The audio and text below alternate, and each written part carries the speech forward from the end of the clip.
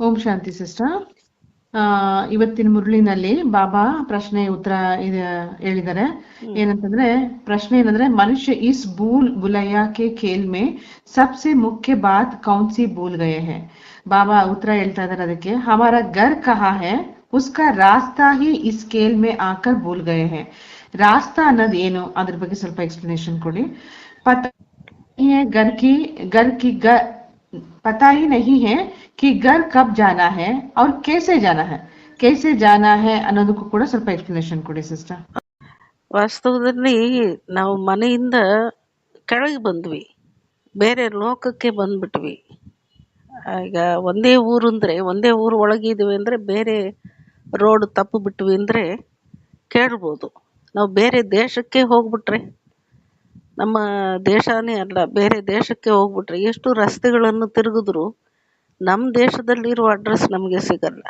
ಒಂದು ವೇಳೆ ನಮ್ಮ ಊರಿನೊಳಗೆ ಎಲ್ಲೋ ಕಾಣಿ ಆದರೆ, ನಾಪತ್ತೆ ಆದರೆ ನಾವು ಅಡ್ರೆಸ್ ಕೇಳಿದ್ರೆ ಯಾರಾದರೂ ಹೇಳ್ಬೋದು. ಬೇರೆ ಲೋಕಕ್ಕೆ ಬಂದಿದ್ದೀವಿ ನಾವು ಆತ್ಮಲೋಕದಿಂದ. ಇಲ್ಲಿ ಬಂದ ಮೇಲೆ ಮೇಲಿಂದ ಹೇಗೆ ಕೆಳಗೆ ಬಂದ್ವಿ ಹಾಗೆ ಸತ್ಯುಗದಿಂದ ಕೆಳಗಡೆನೆ ಹೋಗ್ತಾ ಇದ್ದೀವಿ. ನಾವು ಇನ್ನೊಂದು ಕಡೆ ಪ್ರಯಾಣ ಮಾಡ್ಕೊಂಡು ಹೋಗ್ತಾ ಇದ್ದೀವಿ. ಸತ್ವಪ್ರಧಾನ ಅವಸ್ಥೆಯಿಂದ ತಮೋಪ್ರಧಾನ ಅವಸ್ಥೆ ಕಡೆ, ಪ್ರಪಂಚದ ಕಡೆ ಬಾಹಿರ್ಮುಖದಲ್ಲಿ ದೇಹ ಪ್ರಪಂಚದ ಕಡೆ, ದೇಹ ಬದುಕಿಗಾಗಿ ಅದರಿಂದ ಕೆಳಗಡೆ ಆಪೋಸಿಟ್ ಡೈರೆಕ್ಷನಲ್ಲೇ ಹೋಗ್ತಾ ಇದ್ದೀವಿ.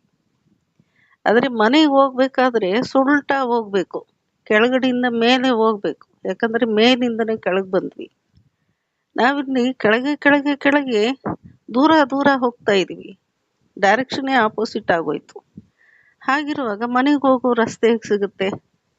ನಾವು 4ನೇ ಮಹಡಿಯಲ್ಲಿ ಇದ್ವಿ ಅಂದರೆ, ಕೆಳಗಡೆ ಗ್ರೌಂಡ್ ಫ್ಲೋರ್ಗೆ ಬಂದು ಇನ್ನು ಪಾತಾಳಕ್ಕೆ ಹೋಗ್ತಾ ಇದ್ವಿ ಅಂದರೆ ಮನೆ ಎಲ್ಲಿ ಸಿಗುತ್ತೆ? ಅದರಿಂದ ಬಾಬಾ ಹೇಳ್ತಾರಲ್ಲ, ನಾನು ಮೇಲಿಂದ ಬಂದು ನಿಮ್ಮನ್ನು ಕರ್ಕೊಂಡು ಹೋಗಕ್ಕೆ ಬಂದಿದ್ದೀನಿ ಮೇಲೆ ಅಂತಾರೆ. ಅಲ್ಲಿರೋರಿಗೆ ಗೊತ್ತಿದೆ, ಅವ್ರು ಬರುವಾಗಲೇ ಅಂದ್ಕೊಂಡು ಬರ್ತಾರೆ, ಏನು ನಾನು ಇವರನ್ನು ಪರಿವರ್ತನೆ ಮಾಡಿ ಅವ್ರಿಗೆ ಜೀವನ್ಮುಕ್ತಿ ಕೊಡುವ ಸಲುವಾಗಿ ಹೋಗ್ತಾ ಇದ್ದೀನಿ, ಆ ಸಂಕಲ್ಪದಲ್ಲಿ ಬರ್ತಾರೆ ಅಂತ ಹೇಳಲಾಗುತ್ತೆ ಉಪನಿಷತ್ತಲ್ಲಿ, ಶಾಸ್ತ್ರಗಳಲ್ಲಿ ಕೂಡ.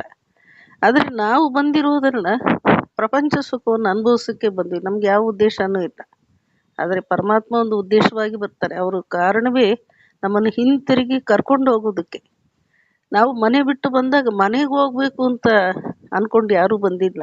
ಈ ಜಗತ್ತಿನಲ್ಲಿ ಪಾತ್ರ ಮಾಡೋಕ್ಕೆ ಅಂತ ಬಂದವರು ಪಾತ್ರ ಮಾಡ್ತಾ ಕೆಳಮಟ್ಟಕ್ಕೇನೆ ಹೋಗ್ತಾ ಇದ್ವಿ. ಅದರಿಂದ ಮನೆಗೆ ಹೋಗೋ ರಸ್ತೆ ನಮ್ಗೆ ಯಾರಿಗೂ ಸಿಗಲ್ಲ, ಅದು ಕೆಳಗಿಂದ ಮೇಲೆ ಹೋಗಬೇಕು. ಆದರೆ ಇಲ್ಲಿ ಪಾತ್ರ ಮಾಡಕ್ಕೆ ಬಂದ ಎಲ್ಲರೂ ಆಳಿಗೊಂದು ದಾರಿ ಹೇಳ್ತಾ ಇದ್ದಾರೆ. ಎಲ್ಲರೂ ಈ ಲೋಕದಲ್ಲೇ ಹೇಳ್ತಾ ಇದ್ದಾರೆ ದಾರಿ. ಈ ಲೋಕದಲ್ಲಿ ಆ ಊರಿಗೆ ಹೋಗಿ, ಈ ಬೆಟ್ಟ ಹತ್ತಿ, ಅಲ್ಲಿ ಕೂತ್ಕೊಂಡು ಏನೋ ಮಂತ್ರ ಹೇಳಿ, ಇಲ್ಲಿ ಕೂತ್ಕೊಂಡು ಹಠಯೋಗ ಏನಾದರೂ ಮಾಡಿ, ಯಜ್ಞ ಮಾಡಿ, ಯಾಗ ಮಾಡಿ, ಅಲ್ಲಿ ಒಂದು ಕೊಳದಲ್ಲಿ ಮುಳುಗಿ, ನದಿಯಲ್ಲಿ ಮುಳುಗಿ, ನೀರು ಎಲ್ಲಿ ಕಂಡ್ರೂ ಮುಳುಗೋದೆ ಮನುಷ್ಯರು, ಸಾಗರದಲ್ಲಿ ಮುಳುಗಿ. ಈ ಪ್ರಕೃತಿಯಲ್ಲಿ ಏನಿದೆ, ಈ ಭೂಮಾದೇವಿ, ವರುಣದೇವ, ವಾಯುದೇವ, ಅಗ್ನಿದೇವ, ಸೂರ್ಯದೇವ ಎಲ್ಲ ಈ ಲೋಕದಲ್ಲೇ ದಾರಿಗಳನ್ನು ಹುಡುಕೊಂಡು ಕೂತಿದ್ದಾರೆ, ಅಥವಾ ಕಲ್ಪನೆಗಳಲ್ಲಿ ಮುಳುಗಿದ್ದಾರೆ.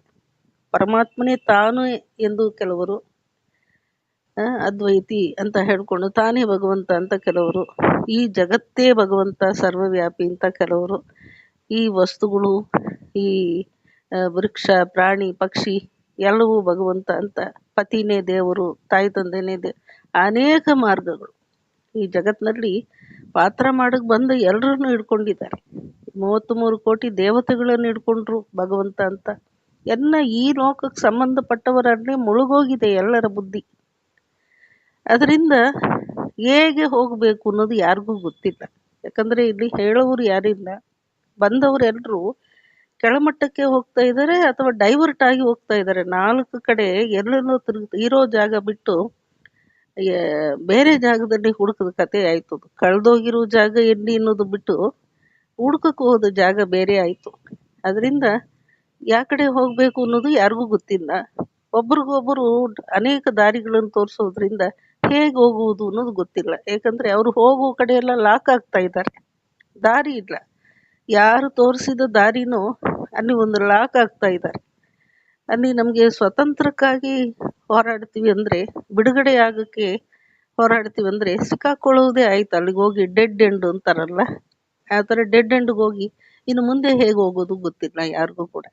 ಹೇಗೆ ಹೋಗೋದು ಗೊತ್ತಿಲ್ಲ, ಯಾವ ಕಡೆ ಇದೆ ದಾರಿ ಗೊತ್ತಿಲ್ಲ, ಮತ್ತು ಯಾವಾಗ ಅದು ಈ ಜಗತ್ತಿಗೆ ಸಿಗುತ್ತೆ ಅದು ಗೊತ್ತಿಲ್ಲ, ಅದು ಯಾವ ಟೈಮಲ್ಲಿ ಆಗುತ್ತೆ ಅನ್ನೋದು ಗೊತ್ತಿಲ್ಲ, ಏನು ಗೊತ್ತಿಲ್ಲ. ಯಾಕಂದರೆ ಹುಡುಕ್ತಾ ಇರೋದು, ಚಿಂತನೆ ಮಾಡ್ತಾ ಇರೋದೆಲ್ಲ ಈ ಸ್ಥೂಲ ಪ್ರಪಂಚದಲ್ಲಿ, ಇಲ್ಲಿ ಬಂದವರು ಹೇಳಿದ ಆಧಾರದಲ್ಲಿ. ಅದರಿಂದ ಪರಮಾತ್ಮ ಒಬ್ಬರಿಗೆ ಸಕಲ ಜ್ಞಾನವೂ ಇರೋದು.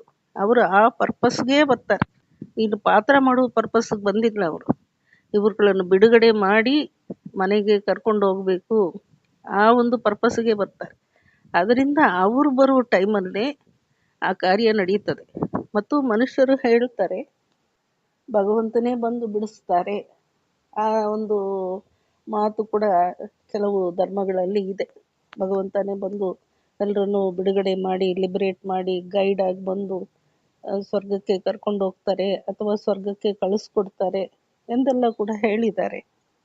ಆ ಥರ ಹೇಳಿದವರೆಲ್ಲ ಮೆಸೆಂಜರ್ಸ್ ಆಫ್ ಗಾಡ್ ಎಂದು ತಮ್ಮನ್ನು ಹೇಳ್ಕೊಂಡಿದ್ದಾರೆ. ಆದರೂ ಅವರುಗಳು ಕೂಡ ಅದು ಯಾವ ಟೈಮಲ್ಲಿ ಬರ್ತಾರೆ ಅನ್ನೋದು ಒಂದು ಪರ್ಪಸ್ ಆಗಿ ಹೇಳಲಿಲ್ಲ, ಸರ್ಟನ್ ಆಗಿ ಹೇಳಲಿಲ್ಲ ಯಾರೂ ಕೂಡ, ಬರ್ತಾರೆ ಅಂತ. ಉದಾಹರಣೆಗೆ ಕ್ರಿಸ್ಟಿಯಾನಿಟಿನಲ್ಲಿ 2000 ವರ್ಷದ ಹಿಂದೆಯೇ ಇದು ಕೂಡಲೇ ಬರ್ತೀನಿ ಎನ್ನುವ ಮಾತಿದೆ. ಕೂಡಲೇ ಬರ್ತೀನಿ ಅಂತ ಇದೆ. ಕೂಡಲೇ ಬರ್ತೀನಿ ಅಂತ ಹೇಳಿ 2000 ವರ್ಷ ಆಯಿತು. ಅದರಿಂದ ಕಾಯ್ತಾನೇ ಇದ್ದಾರೆ, ಯಾರೋ ಬರ್ತಾರೆ, ಒಂದು ರಕ್ಷಕ ಬರ್ತಾರೆ, ಒಂದು ಮಾರ್ಗದರ್ಶಕ ಬರ್ತಾರೆ. ಯಾವಾಗ ಅಂತ ಗೊತ್ತೇ ಇಲ್ಲ. ಯಾಕಂದರೆ ಕೂಡಲೇ ಬರ್ತೀನಿ ಅಂತ ಹೇಳಿನೂ ಬಂದಿಲ್ಲ ಅಂದರೆ ಸಾವಿರಾರು ವರ್ಷಗಳಾಗಿನೂ ಅವ್ರಿಗೆ ವೆಯ್ಟಿಂಗೇ ಇದೆ ಎಲ್ಲರ ಮನಸ್ಸಿನಲ್ಲಿ. ಆದರೆ ಗೀತೆಯಲ್ಲಿ ಪರಮಾತ್ಮ ಹೇಳ್ತಾರೆ, ಅಧರ್ಮ ಹೆಚ್ಚಾದಾಗ ನಾನು ಬರ್ತೀನಿ ಎಂದು. ಇವ್ರಿಗೆ ಅಧರ್ಮ ಹೆಚ್ಚಾಗುವುದರ ಅರ್ಥನೂ ಗೊತ್ತಾಗಬೇಕಲ್ವ. ಅಧರ್ಮ ಯಾವಾಗ ಹೆಚ್ಚುತ್ತೆ ಅಂತ ಇನ್ನೂ ಇದೆ 40,000 ವರ್ಷ, ಅದು ಬೇರೆ ಹೇಳಿದ್ದಾರೆ. ಇನ್ನು 40 ವರ್ಷ 1000 ವರ್ಷಗಳಾದ ಮೇಲೆ ಅಧರ್ಮ ಆಗುತ್ತೇನೋ ಪ್ರಪಂಚದಲ್ಲಿ ಅಂತ ಅಂದ್ಕೊಂಡಿದ್ದಾರೆ. ಇವತ್ತೇ ಧರ್ಮ ಇಲ್ಲ ಅನ್ನೋದು ಅದನ್ನು ಪರಿಗಣಿಸುವಷ್ಟು ಗೊತ್ತಿಲ್ಲ ಯಾರಿಗೂ ಅಂತಾರೆ ಬಾಬಾ. ಯಾಕಂದರೆ ಇದು ಯಾರು ತಮ್ಮನ್ನು ಪತಿತ ಆತ್ಮ ಅಂತ ಹೇಳಕ್ಕೆ ಒಪ್ಕೊಳ್ಳೋದಿಲ್ಲ ಅಂತಾರೆ. ಯಾರಾದರೂ ಕ್ರೈಮ್ ಮಾಡಿದ್ರು ಕೂಡ ಇವತ್ತು ಕೋರ್ಟ್ಗೆ ಹೋಗುತ್ತೆ ಒಂದು ಕೇಸ್. ಕೋರ್ಟ್ಗೆ ಹೋಗ್ಬೇಕಾದ್ರೆ ಅದು ಎಷ್ಟು ಕ್ರೈಮ್ ಆಗಿರುತ್ತೆ. ಕೋರ್ಟ್ಗೆ ಹೋದರೂ ಕೂಡ ನಂದೇನು ತಪ್ಪಿಲ್ಲ ಅಂತ ಅಲ್ಲಿ ವಾದ ಮಾಡ್ತಾ ಇರ್ತಾರೆ. ಈ ಒಂದು ಕಾರಣದಿಂದ ಈ ತಪ್ಪು ಮಾಡಿದೆ, ನನ್ನ ಕಡೆ ಸರಿ ಇದೆ. ಕೊಲೆ ಮಾಡೋದಕ್ಕೂ ಒಂದು ನೆಪ ಹೇಳ್ತಾರೆ, ಒಂದು ಕಾರಣ, ಆ ಕಾರಣದಿಂದ ಮಾಡಬೇಕಾಯ್ತು. ಯಾಕೆ ಕದ್ದೆ ಅಂದರೆ ಈ ಕಾರಣದಿಂದ ಕದ್ದೆ. ಯಾಕೆ ಸುಳ್ಳು ಹೇಳಿದೆ, ಈ ಒಂದು ಪ್ರೆಷರ್ ಇತ್ತು ಅದಕ್ಕೆ ಹೇಳಬೇಕಾಯ್ತು. ಇದನ್ನು ಪ್ಲ್ಯಾನ್ ಮಾಡಿ ಮಾಡುವುದು ಏನಿಲ್ಲ ಅಂತ ತಪ್ಪಿಸ್ಕೊಳ್ಳೋಕೆ ತಪ್ಪಿಲ್ಲ ಅಂತಲೇ ಅರ್ಥ ಮಾಡ್ಕೊಳ್ತಾರೆ. ಯಾವ ತಪ್ಪು ಮಾಡಿದ್ರೂ ಒಂದು ಪ್ರಾಣಿಗಳನ್ನು ಕೊಲ್ತಾರೆ, ತಿಂತಾರೆ ಅಂದರೆ ಇದು ಭಗವಂತನೇ ರಚನೆ ಮಾಡಿರೋದು, ಮನುಷ್ಯರು ತಿನ್ನಕ್ತಾನೆ ಅಂತಾರೆ.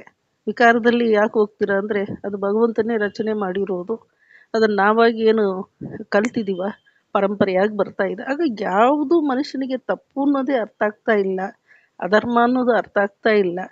ಅದರಿಂದ ಅಧರ್ಮ ಹೆಚ್ಚಾಗದಾಗ ಬರ್ತೀನಿ ಅಂತ ಹೇಳಿರೋದು ಕೂಡ ಅದು ಯಾವ ಸಮಯವೇನೋ ಅಂತ ಮನುಷ್ಯರು ಯಾರಿಗೂ ಕೂಡ ಸಮಯ ಗೊತ್ತಿಲ್ಲ. ಆ ಭಗವಂತ ಯಾರು ಅನ್ನೋದು ಮುಖ್ಯವಾಗಿ ಗೊತ್ತಿಲ್ಲ. ಯಾಕಂದರೆ ಆಳಿಗೊಂದು ಭಗವಂತ ಹೇಳ್ತಿದ್ದಾರೆ, ಅವ್ರು ಬರೋ ಕಾಲನೂ ಗೊತ್ತಿಲ್ಲ, ಅವ್ರು ಯಾವ ರೂಪದಲ್ಲಿ ಬರ್ತಾರೆ ಗೊತ್ತಿಲ್ಲ, ಅವರ ಹೆಸರೇನು ಅನ್ನೋದು ಗೊತ್ತಿಲ್ಲ, ಅವ್ರಿಗೂ ನಮಗೂ ಸಂಬಂಧ ಏನು ಅನ್ನೋದು ಗೊತ್ತಿಲ್ಲ, ಅವರು ಯಾರ ದ್ವಾರ ಈ ಕಾರ್ಯ ಮಾಡ್ತಾರೆ ಅನ್ನೋದು ಗೊತ್ತಿಲ್ಲ. ಇದರಿಂದ ಎಲ್ಲಿದೆ ಮನೆ ಅನ್ನೋದು ಗೊತ್ತಿಲ್ಲ. ಇದರಿಂದ ಯಾವ ವಿಷಯನೂ ಗೊತ್ತಿಲ್ಲದೆ ಮತ್ತು ಎಲ್ಲವೂ ಜ್ಞಾನ ಎಂದೇ ಹೇಳಿಕೊಂಡು ಅಜ್ಞಾನ ಅಂಧಕಾರದಲ್ಲಿ ವಿಷಯ ವೈತರಣಿನಲ್ಲಿ ಎಲ್ಲರೂ ಒಬ್ಬರಿಂದೇ ಒಬ್ಬರು ಮುಳುಗುವುದೇ ಆಗಿದೆ ಅಂತಾರೆ ಬಾಬಾ.